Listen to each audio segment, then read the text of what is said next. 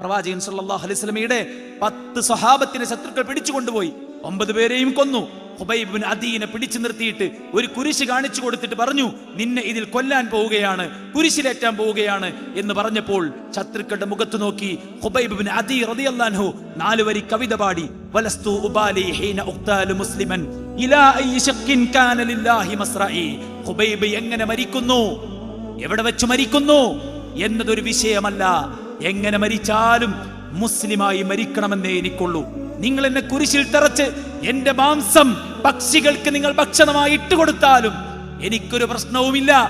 മുസ്ലിമായിട്ട് മരിക്കണം, അതാണ് എന്റെ അജണ്ട എന്ന് പറയുമ്പോൾ സുഹൃത്തുക്കളെ, ക്യാമ്പസിന്റെ മണ്ണിൽ ഞാനൊരു മുസ്ലിമാണെന്ന് അഭിമാനത്തോടെ പറയാൻ, വഖാല ഇന്നനി മിനൽ മുസ്ലിമീൻ, ഞാൻ മുസ്ലിമാണെന്ന് പറയാൻ ജീവിതം കൊണ്ട്, നമ്മുടെ ആദർശം കൊണ്ട്, നമ്മുടെ വിശുദ്ധി കൊണ്ട്, നമ്മുടെ സ്വഭാവം കൊണ്ട് നമുക്ക് സാധിക്കേണ്ടതുണ്ട്.